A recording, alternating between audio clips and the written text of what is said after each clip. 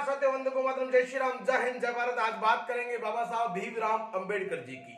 देखिए, देश का जिस तरह से माहौल कुछ असामाजिक तत्वों द्वारा बिगाड़ा गया है, उसी विषय कर लेकर आज मैं स्पेशल ये एपिसोड केवल बाबा साहब भीमराव अंबेडकर जी के लिए लेकर आया हूं आप लोगों के बीच में। संविधान की जब टीम बनी, जब संविधान लिखा जा रहा था, उसमें जब एक कमेटी बनी, उस कमेटी में टोटल 8 मेंबर थे और वो सभी अलग अलग वर्ग के लोग थे। परंतु उस कमेटी के जो अध्यक्ष थे वो बाबा साहब भीमराव अंबेडकर थे। इसलिए बाबा साहब भीमराव अंबेडकर का नाम जो है वो सबसे पहले आया। अब बात करेंगे बाबा साहब भीमराव अंबेडकर की पढ़ाई की। बाबा साहब भीमराव अंबेडकर जो एक दलित समाज से थे, परंतु उनकी जो पढ़ाई है वो राजघराने ने, राजपूतों ने कराई थी। परंतु आज के इस युग में देखो, भगत सिंह ने एक बात कही थी कि एक समय ऐसा आएगा इस देश के अंदर कुछ विदेशी ताकतें मिलकर, आज हम जिस विदेशी ताकतों को यहां से भगा रहे हैं, वही विदेशी ताकतें पुनः इस देश के अंदर जातिवाद का जहर घोलकर आप सबको गुलाम बनाएंगे। चंद्रशेखर रावण नाम का एक व्यक्ति जो अपने आप कथाकथित नाम रख दिया उसने, चंद्रशेखर रावण नाम रख दिया उसने। मैं सबसे पहले तो मेरे दलित भाइयों से निवेदन करना चाहूंगा कि चंद्रशेखर रावण जो है उसका असली नाम क्या है, कहां का है, कहां से आया, क्या करता है, क्या बिजनेस है उसका बायोडाटा निकालिए, चेक कीजिए, आप खुद समझ जाओगे कि ये कौन है और क्यों हम लोगों को गुमराह कर रहा है।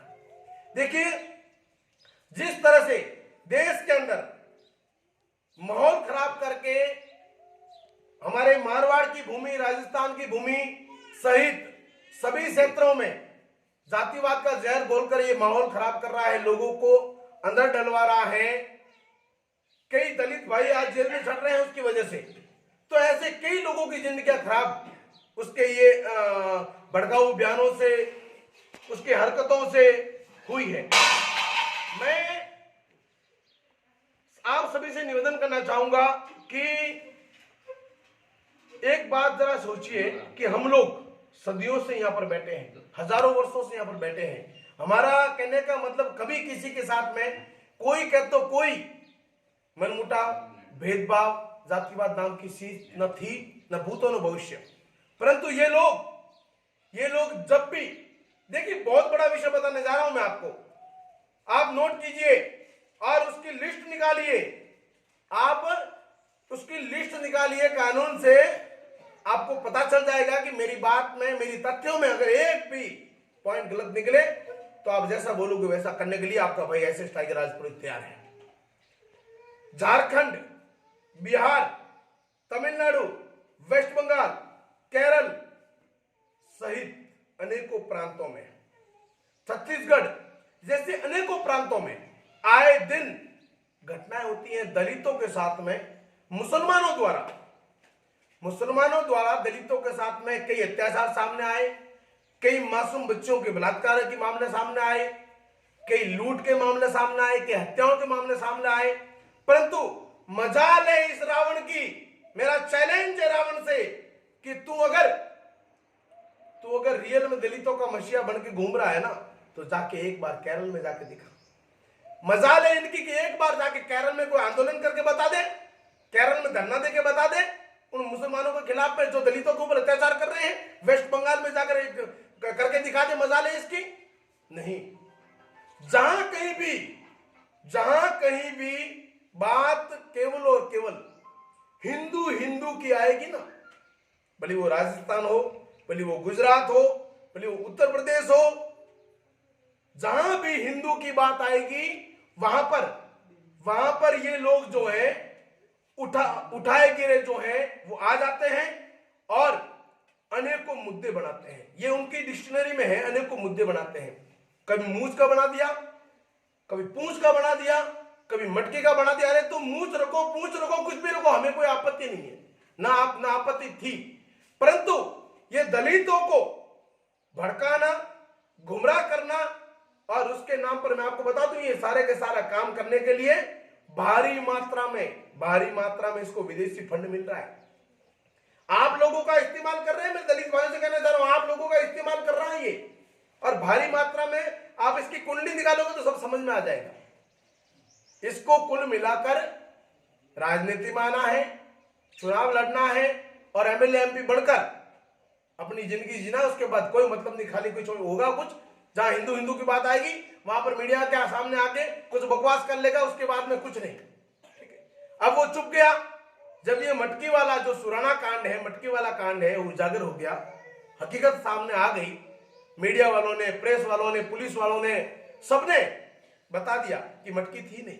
यहां तक कि सीएम गहलोत ने कह दिया कि मटकी थी नहीं, मटकी वाला मामला ही झूठा लग रहा है। अब वो कहीं छुप गया। ये लोग हमारा जो भाईचारा खराब कर रहे हैं। मैं कहना चाहता हूं, सबसे पहले निवेदन करना चाहूंगा देश के राष्ट्रपति, महामहिम राष्ट्रपति माननीय द्रौपदी मुर्मू जी से और प्रधानमंत्री नरेंद्र भाई मोदी जी से कि भीमराव अंबेडकर, जो बाबा साहब भीमराव अंबेडकर थे, उनका ठेका इन लोगों को दे रखा है क्या? आपने लिखित में, आपने लिखित में दे रखा है क्या? अगर लिखित में दे रखा है आपने, तो वो प्रेस विज्ञापन जो है समाज में सार्वजनिक करें कि बाबा साहब भीमराव अंबेडकर का जो नाम का जो ठेका है केवल इन लोगों को दे रखा है। ये लोग बाबा साहब के नाम का दुरुपयोग कर रहे हैं। ये भीम आर्मी क्या? भीम आर्मी, बाबा साहब भीमराव अंबेडकर, ये भीम आर्मी और भीम सेना के बाप की संपत्ति नहीं है, इस राष्ट्र की संपत्ति है, 36 कौम की संपत्ति है। 125 सवा सौ करोड़ देशवासियों की संपत्ति है। इन लोगों ने बाबा साहब भीमराव अंबेडकर के नाम का दुरुपयोग करके जो आर्मी और सेना बनाई है, इन संगठनों को पूरी तरह से नामोनिसूद करना चाहिए। इनका रजिस्ट्रेशन रद्द करके इन पे बैन लगाओ, वरना आने वाले समय में देश का माहौल ज्यादा बिगड़ जाएगा। ये मेरा प्रधानमंत्री और राष्ट्रपति जी से निवेदन है कि बाबा साहब भीमराव अंबेडकर के नाम का जो दुरुपयोग कर रहे हैं उनके ऊपर कार्रवाई करें और ये संगठन के ऊपर बैन लगाए। बाबा साहब भीमराव अंबेडकर ने संविधान बनाया, बराबर, हम सब लोग मिलकर उनकी जयंती मनाते हैं। संविधान बनाया उन्होंने मिलकर, एक 8 लोगों की जो कोर कमेटी थी, उन्होंने मिलकर संविधान बनाया, उसमें सभी वर्ग के लोग थे। उन्होंने जो संविधान बनाया, वो संविधान भले ब्राह्मणों के खिलाफ में अगर ऐसा कोई कानून बना हो, क्षत्रियों के खिलाफ में कोई कानून बना हो, जनरल ओबीसी के खिलाफ में कोई कानून बना हो, तो भी हम उसकी पालना करते हैं। बाबा साहब भीमराव अंबेडकर के द्वारा बनाया हुआ, उस कोर कमेटी के द्वारा बनाया हुआ कानून, जिसका उस संविधान का पालन सबसे पहले अगर कोई करता है तो ये स्वर्ण और ओबीसी करते हैं। परंतु ये लोग एक तरफ जय संविधान की बात करते हैं और जय भीम के नारे के साथ में लोगों को मारते हैं, लोगों की दुकानें जलाते हैं, लोगों के घर जलाते हैं। ये क्या है? ये संविधान का पालन कर रहे हो तुम लोग, हैं? ये संविधान का पालन कर रहे हो, बाबा साहब भीमराव अंबेडकर का संविधान का पालन कर रहे हो तुम लोग। अभी कोई मिला नहीं है, हाँ, जिस दिन कोई मिलेगा ना सामने बराबर टक्कर का, उस दिन पता चलेगा। ये तुम्हारी फफूंदगिरी, ये तुम्हारी तितरगिरी से बाहर निकाल देंगे सारे के सारी।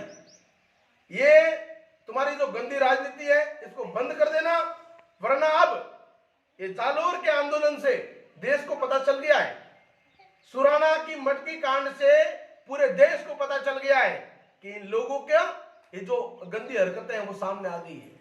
ये बंद कर देना ये सारी चीजें। और मेरा निवेदन है स्वर्ण और ओबीसी सभी समाज बंधुओं से कि बाबा साहब भीमराव अंबेडकर देश की संपत्ति है, इनके बाप दादों की संपत्ति नहीं है। वो एक राष्ट्र पुरुष थे, एक देश के लिए उन्होंने कार्य किया है, हम उनका बहुत गहराई सम्मान कर दिया रहते हैं बाबा साहब भीमराव अंबेडकर। परंतु इन लोगों ने उनके नाम का दुरुपयोग किया है। इनको इनकी औकात दिखाने के लिए हम सबको एक होना पड़ेगा।